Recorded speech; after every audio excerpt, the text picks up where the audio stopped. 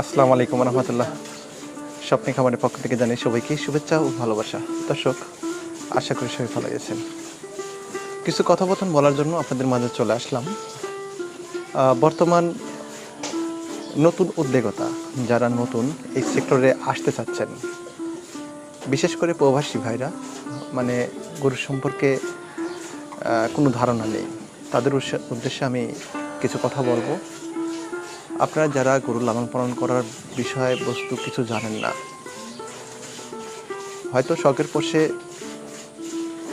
গরু ক্রয় করতে চাচ্ছেন। অনেক মানুষ আমাকে ফোন দিয়ে বলে যে ভাই, আমি 5টা 10টা দিয়ে শুরু করতে চাচ্ছি বড় আকারের। তো আমি আপনাদেরকে বিনীতভাবে অনুরোধ করব, আপনারা পারলে 1টা 2টা দিয়ে শুরু করেন। আসলে গরু লালন পালন করা কিন্তু এত সহজ না। যদি মনে করেন যে খুব সহজ, তাহলে খুব ভুল হবে আপনার। তো এই ধরনের চিন্তাভাবনা থেকে অবশ্যই বিরত থাকবেন। গরু লালন পালন করা কিন্তু অনেক কঠিন একটা কাজ। আমি আপনাদেরকে বিনীতভাবে অনুরোধ করব, আপনারা প্রবাসে যারা থাকেন, কষ্টের টাকা অযথাই জলে ফেলাইয়া দিবেন না। মানে গরু সম্পর্কে যদি না কিছু বোঝেন, তাহলে কিন্তু আপনারা বিপদে পড়ে যাবেন। হ্যাঁ, 2-1টা গরু ক্রয় করে শিক্ষা গ্রহণ করেন যে আপনি আদৌ গরু লালন পালন করতে পারবেন কিনা। এটা ইউটিউবের মাধ্যমে আপনারা দেখেন, হয়তো মনে করেন যে খুব সহজ। মানে কথায় আছে, মানে স্বপ্নের গরু গাছে ওঠে, বাস্তব বড় কঠিন। এই বিষয়টা অবশ্যই মাথায় রাখবেন। গরু কখনোই ওভাবে লালন পালন করেনি, গরু দেখেই ভয় পায়। তাহারা আসলে নতুন গরু ক্রয় করে নিয়ে যায়। আসলে স্বপ্ন খুব সহজ একটা জিনিস। একটা দুধের গাভী, ভালো জাতের গাভী কি এত সহজ? আমি কিন্তু আপনাদেরকে বলেছি, একটা প্রান্তিক খামারিরা খুব বিপদে না পড়লে কখনোই ভালো জাতের গাভী বিক্রি করে না। ভালো জাতের গাভী এত সহজ না। সে গরু বিক্রি করে দিবে, লালন পালন করা টোটালি দায়িত্বটা আপনার। আপনি কেমনভাবে লালন পালন করবেন সে ব্যক্তিত্ব বিষয় কিন্তু আপনার। আর একটা কথা আপনাদেরকে বলি যে ভালো জাতমানের গরু ক্রয় করে নিয়ে যাওয়ার পরে কিছু কিছু অঞ্চল আছে, ওই অঞ্চলে আসলে মানে গরুকে কি খাওয়াইলে গরু ঠিক মতন দুধ দেবে বা শরীর স্বাস্থ্য ভালো থাকবে, এই বিষয়বস্তু কিন্তু অনেক মানুষই জানে না। গরুকে শুধু পেট ভরে খাওয়াইলেই যে দুধ হবে তা না। দানাদার খাবার আছে, সেই খাবারগুলো কিন্তু অবশ্যই পজিটিভলি প্রয়োজন। কারণ আমাদের পাবনা জেলাতে যে গোখাদ্যর খাবারগুলো পাওয়া যায়, এই খাদ্যগুলো কিন্তু অনেক অঞ্চলে পাওয়া যায় না। আমাদের এইখানে যদি একটা গরু দুধ হয় 15 লিটার, তাহলে আপনার ওইখানে হয়তো 13-14 লিটার কি 12 লিটার দুধ হবে, এটাই স্বাভাবিক। কারণ আপনাদের ওয়েদারে একটা সমস্যা, আর সবচেয়ে বড় প্রবলেমটা গোখাদ্য। ওয়েদার যেটাই হোক না কেন, গোখাদ্যটাই হলো সবচেয়ে বড় প্রবলেম। আমাদের এইখানে দেখা যায় যে কাঁচা ঘাস, আমরা আসলে এই বর্ষা মাস আসার আগ দিয়ে একদম ফুল দমে কাঁচা ঘাস দেই। আর গোখাদ্যটা সাধারণত তিলে খোল আছে, নাইকলে খোল আছে, এছাড়া আপনার এই যে ভুসি আছে, গমের ভুসি, ভুট্টা, এই ধরনের খাদ্য আমরা পজিটিভলি দিয়ে থাকি গরুকে। তারপরে আরও কিছু খাবার আছে গরুকে দুধ বানানোর জন্য, সেগুলো আমরা প্রয়োগ করি। এই খাবারগুলো কিন্তু আসলে অধিকাংশ অঞ্চলেই পাওয়া যায় না। যেমন চট্টগ্রাম, ফেনী, বা আমি বেশি দূরে বলবো না, এই ঢাকা গাজীপুর অঞ্চলেই এরা নাকি এই যে গার্মেন্টসের যে তুলা আছে, পরিত্যক্ত তুলা, এই তুলাগুলো খাওয়ায়। এই খাবারগুলো খাওয়াইলে কেমনে দুধ হবে? তুলার ভিতরে কোনো ভিটামিন বা কোনো কিছু কিচ্ছু থাকে না। এই জন্য আসলে আপনারা আগে গরু যারা লালন পালন করবেন, নতুন উদ্যোগতা হয়তো চিন্তাভাবনা করছেন, তারা আগে ঘাসের জমি ব্যবস্থা করেন, বা কীভাবে গরু লালন পালন করবেন। অনেক মানুষই হয়তো অনেক টাকা চিন্তা ভাবনা করছেন যে আমি 2, 4, 5, 10টা 20টা গরু কিনে খামারে রেখে দেব, আর টেক কেয়ার করার জন্য লোক রাখবো। তো এটা কখনোই কল্পনা করেন না। এটা হলো একটা ভুলভাল চিন্তাভাবনা। আপনি কখনোই সফল খামারে হতে পারবেন না। আর এছাড়া সবচাইতে বড় ইম্পর্টেন্ট একটা বিষয় জাতমান সম্পর্কে। মানে জাতমান সম্পর্কে যারা নতুন, তারা কিন্তু কিছুই বোঝে না।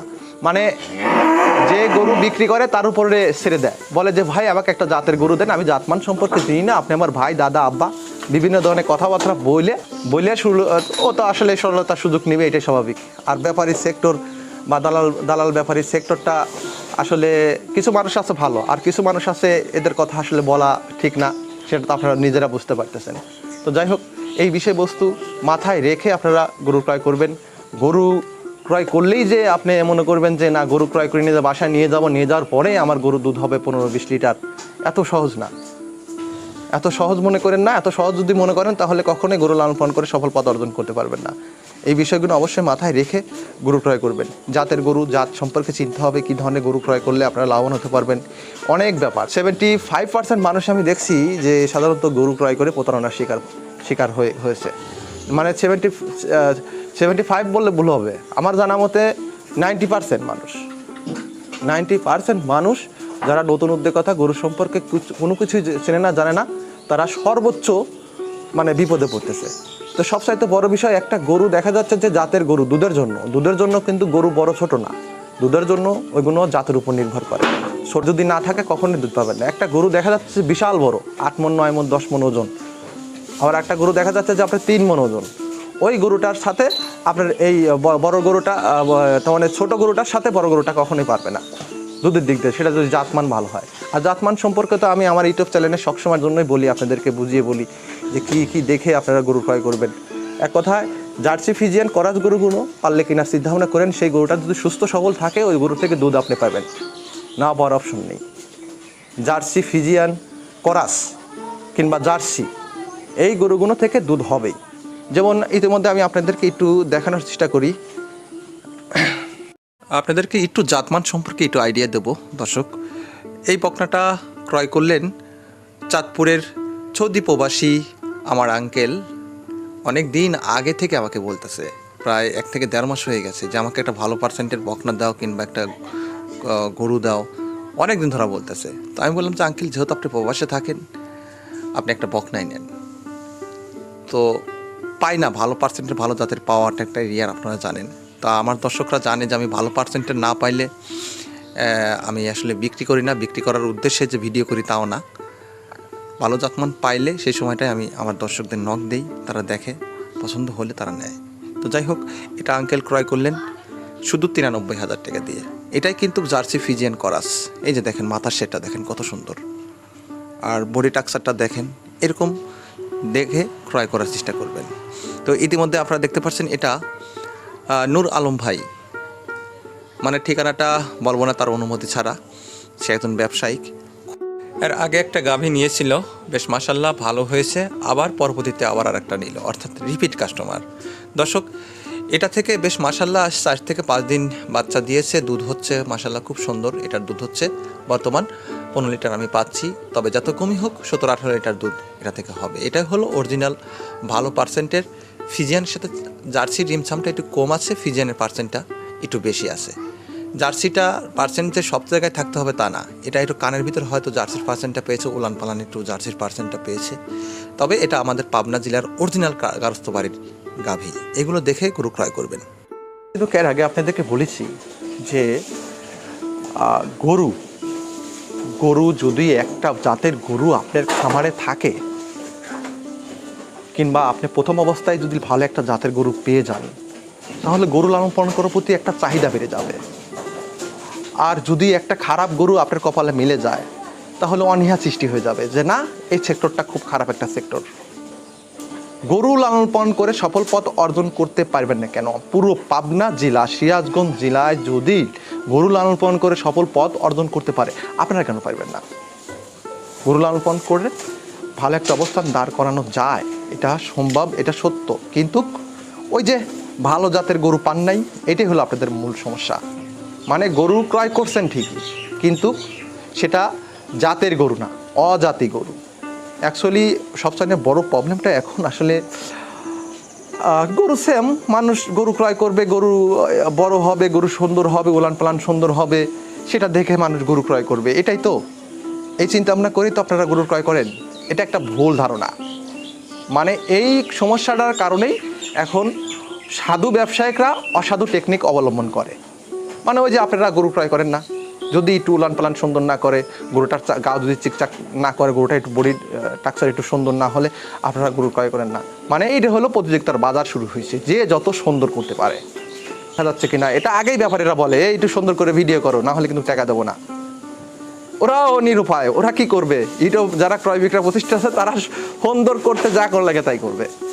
ওই ভিডিওগুলো দেখে মানুষ প্রতারণার ফাঁদে পড়ে। অ্যাকচুয়ালি জাতমান সম্পর্কে চেনেন, উলান পালান দেখেন না, জাতমান দেখেন, দেখে গরু ক্রয় করেন, 100% আপনারা লাভবান হতে পারবেন। এই বিষয়বস্তুর উপরে অনেক ভিডিও নির্ণয় করছি। অনেক বেশি গরু না ক্রয় করে 2-1 পিস দিয়ে শুরু করেন। নতুন উদ্যোক্তার জন্য আমি এই মেসেজটা দিতে চাই, সবাইকে বলবো। অনেক মানুষই আমাকে, প্রবাসী ভাইরা, মানে অনেক মানুষ আমাকে ফোন দেয় যে ভাই প্রবাসে থেকে কি করব, সারা জীবন তার প্রবাসে থাকবে না, দেশে গিয়ে কিছু করতে হবে। তাদের উদ্দেশ্যেই আমি বিনীতভাবে অনুরোধ করি, আপনারা প্রবাসে থাকা অবস্থায় 2-1 পিস বকনা বাছুর, আর না হলে 1 পিস গাভী গরু ক্রয় করেন আর 1 পিস বকনা বাছুর ক্রয় করেন। ক্রয় করার পরে দেখবেন যে গাভী গরুটা যখন দুধটা ছেড়ে যাবে সেই সময়টা কিন্তু এই বকনা বাছুরটা বাচ্চা দিবে। যদি একটু 2 মাস 3 মাস প্রেগনেন্ট কিংবা রেডি বকনা, এই ধরনের বকনা কেনেন, তাহলে কিন্তু অনেক সময় দেখা যাবে যে আপনার ওই গাভীটা যখন বাচ্চা ছেড়ে দিবে, হয়তো প্রেগনেন্ট 7 মাস হয়ে গেছে, সেই সময়টা কিন্তু এই বকনাটা আবার বাচ্চা দিবে। দেখা যাবে যে একটা গরু থেকে, 1-2টা গরু থেকে আপনার 2টা করে বাচ্চা দিবে। তাহলে আগেকার যদি 2টা বাচ্চা থাকে, তাহলে এই 2টা 4টা কিন্তু 1 বছরে হয়ে গেল। আবার পরের বছরে আবার মনে করেন যে ওই 4টা থেকে আবার হয়ে যাবে আপনার 4টা থেকে আবার 8টা হয়ে যাবে। তো এরকম ধরনের হিসেব করে চলবেন। বেশি গরু কিনলেই যে আপনি বড় লোক হয়ে যাবেন তা না। আমি আপনাকে গ্যারান্টি দিয়ে বলতে পারি, যদি আপনি অভিজ্ঞ লোক হয়ে থাকেন, মানে গরুর সম্পর্কে কোনো কিছুই বোঝেন না, মানে যে যেরকম বুঝ দিচ্ছে সেই গরুটা নিয়ে চলে আসতেছেন, এই বিক্রি করার উদ্দেশ্যে আপনাকে যেটাই বলুক, মানে অ্যাকচুয়ালি বিক্রি করার উদ্দেশ্যেই বলবে, মিথ্যা হোক সত্য হোক যেটাই বলুক না কেন, বিক্রি করার উদ্দেশ্যে বলবে। তাদের কোনো কথা না শুনে আপনি যদি জাতমান চেনেন, জানেন, দেখে গরু ক্রয় করবেন। তো দর্শক, আমি বিনীতভাবে আপনাদেরকে অনুরোধ করি, আমার যারা সাবস্ক্রাইব ভিউয়ার্স, যারা আমার ভিডিওগুলো দেখেন, জাস্ট মাত্র আপনাদের উপকারের ক্ষেত্রে আমি ভিডিও তৈরি করি। প্রথম থেকে এ পর্যন্ত আমি আপনাদেরকে অনেক সতর্ক করছি, এই বাস্তব। তাই এই জন্য আমি আপনাদেরকে বলবো বিনীতভাবে, সবাই চোখ কান খোলা রেখে গরু ক্রয় করবেন। সবাই ভালো থাকবেন, সুস্থ থাকবেন, এই বলে আমার ছোট্ট ভিডিওটি শেষ করছি। আসসালামু আলাইকুম ওয়া রাহমাতুল্লাহ।